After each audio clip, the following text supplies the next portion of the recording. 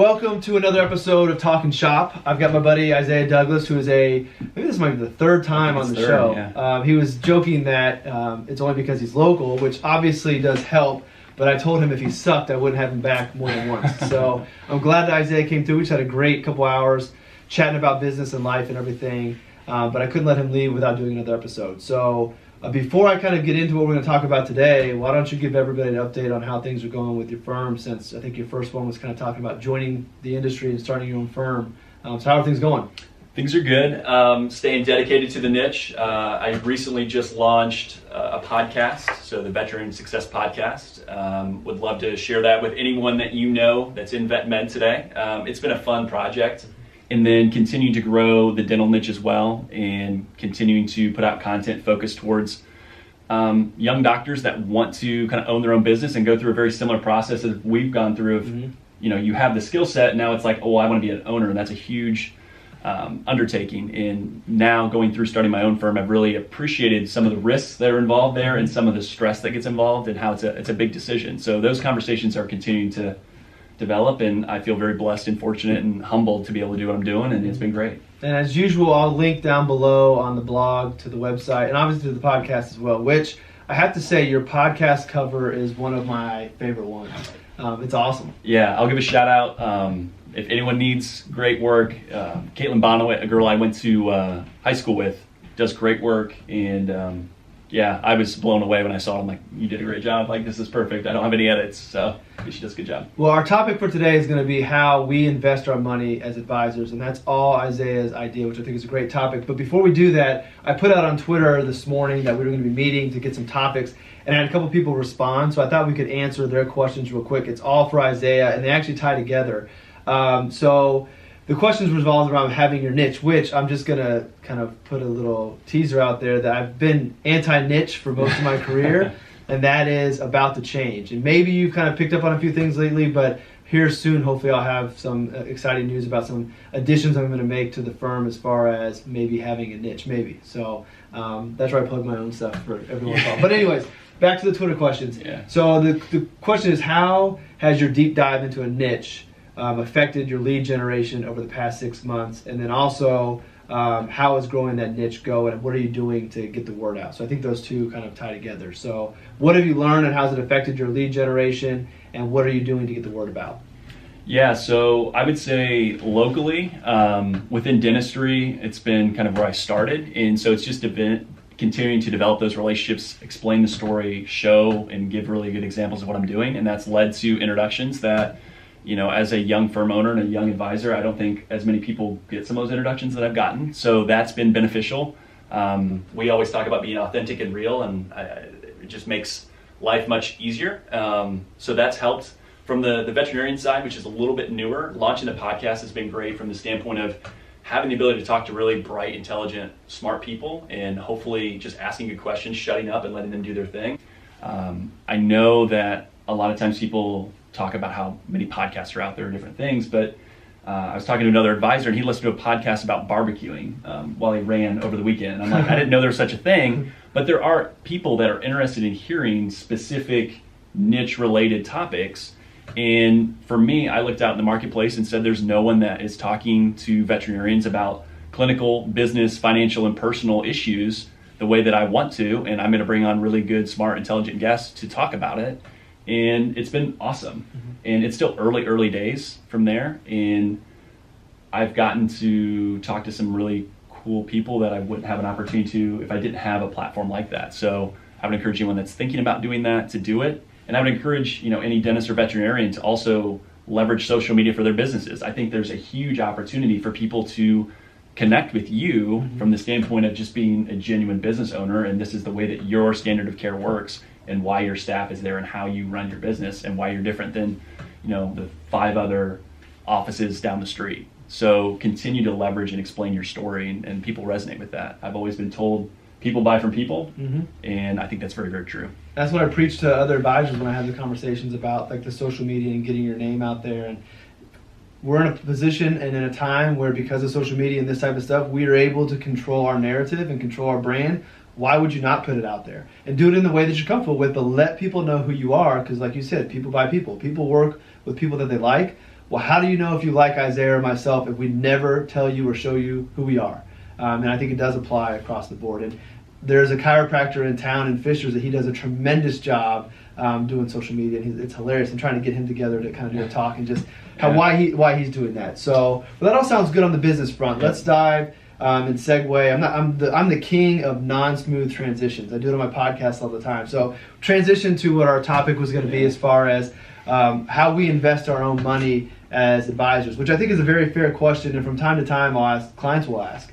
And I'm very upfront with what I do, and I think you are as well. So I'll let you, the guest, talk about your investment philosophy for yourself.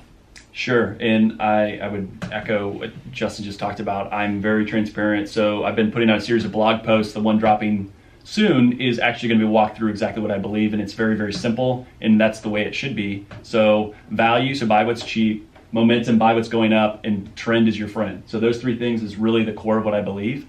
And I credit a lot of other really smart, intelligent people for finding and doing a lot of research. Mm-hmm. It's not anything that's specific to Isaiah that makes me smarter than anyone else. Mm-hmm. I kind of stand on the shoulder of giants and have just read really smart people's work and developed kind of the structure of what I believe. I went through initially being a dividend stock, US, like that's what I was going to do, and reading all this dividend stuff. Then when I moved to the larger firm, it was actively managed, expensive discretionary managers, and I never really fully said yes to that, but that was kind of where I was at. And now it's much more quantitative, rules-based, evidence-based, which I know there can be some arguments on what's evidence-based, but for me and my audience and who my clients are, they went through years and years of schooling, and it is very evidence-based. I think you should invest the same way. It doesn't really make sense to say, I think this. It's like, okay, probabilistically, this is what should happen based on where we're at. And so if you blend those three things together, you have a very widely diversified portfolio. You avoid some of the behavioral biases that we consistently have, and also don't own 80 to 90% of the United States, which is what most U.S. investors have. And I love listening to Meb Faber, and has taught me probably the most of anyone. Between Meb and Alpha Architect are two of my favorite places to go and read. And I just think U.S. investors are going to be surprised in the next 10 years that they're not seeing the 10 plus returns that they've seen in the past. So I think tilting towards things that make sense and looking for value makes a lot of sense. So when it comes to your personal portfolio compared to your clients' portfolios, is there similarities there, or are you saying one thing, doing another with your own money? Yeah, so I don't buy any stocks. There's actually one stock that I buy. And then... Don't say it. Yeah, I'm not going to say it. And there's a reason why it's that stock, but nonetheless. But no, I run everything through models. I own the same thing. My wife owns the same thing as every other client. And I tell any client that walks in, if they want to see my portfolio, we can pull it up. You can see how much I've saved. You can see performance data, whatever you want to see. Like, it's there for you to have a look at, and I don't hide behind that. So, and I'm the same way. The portfolios that we have for my family, whether it be my retirement accounts or taxable accounts, my wife's stuff, are the same funds that my clients hold. Now, I have a little bit of a different setup in that I have retiree clients and younger clients, and I have different portfolios for those.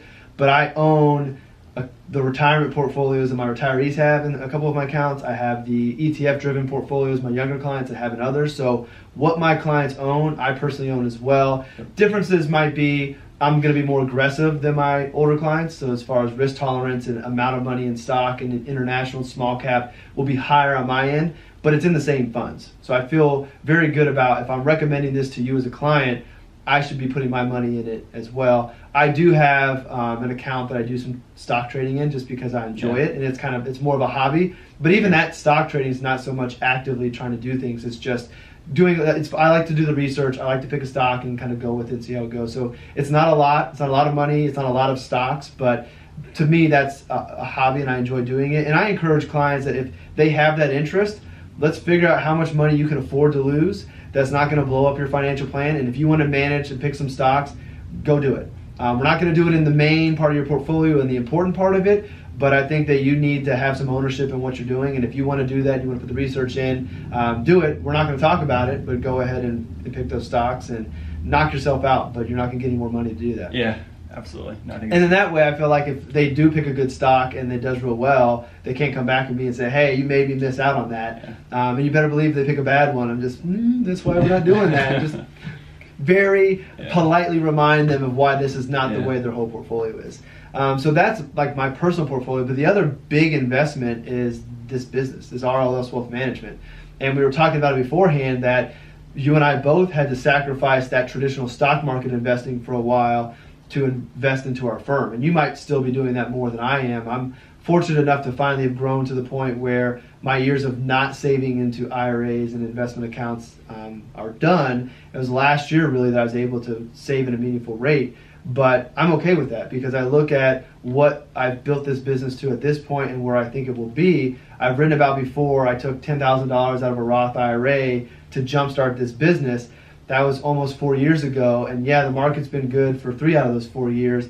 But that $10,000 investment in this company that I took out of the market is way more than what it would have been if I kept it in S&P 500 or any other investment that's out there. On a number of fronts.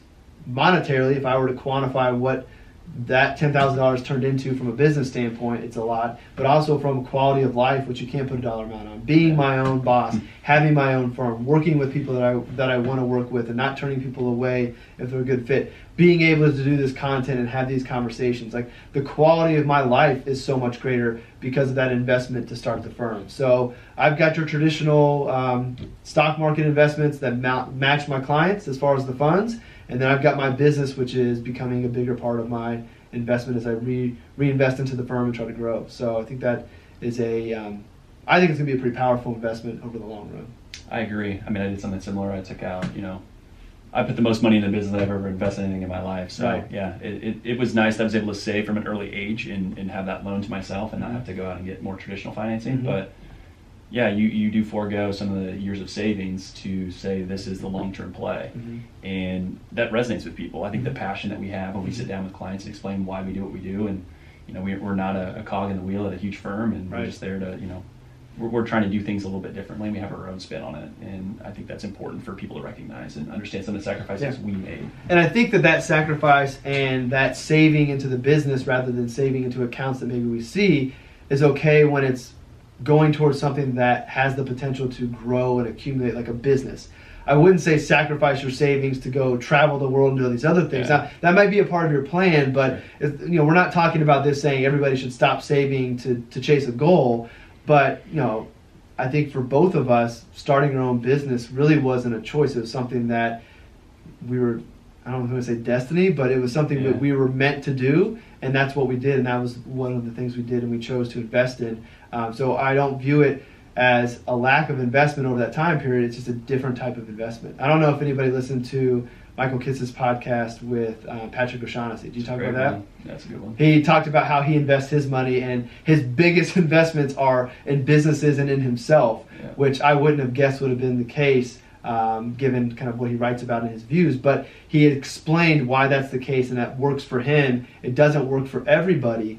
And honestly, that conversation gave me the confidence to kind of shift my thinking about how I handle planning for clients in that niche that I'm looking at kind of working with. So it's all very exciting, but as we get long-winded, mainly me, not you, I thought it was a great conversation piece because it is a fair question. And I do think that if you're a client looking to your advisor, I think it's a fair question, and you got to trust they're going to answer it honestly, but I think that it would make sense for advisors to be investing alongside their clients and not telling your clients to do one thing and doing something different. Now, that's up to you to determine if that's how important that is, but I think that's a good way to run your business. Yeah, I would say, to me, if you're not investing the same, or if an advisor's not investing the same as their clients, that's a big red flag. That's just my personal opinion. I don't think there's any excuse for it. Hate's going to be coming for Isaiah. I don't think there's any excuse. There can be certain investments, let's say it's in real estate or different things, where maybe there's not enough assets there to invest.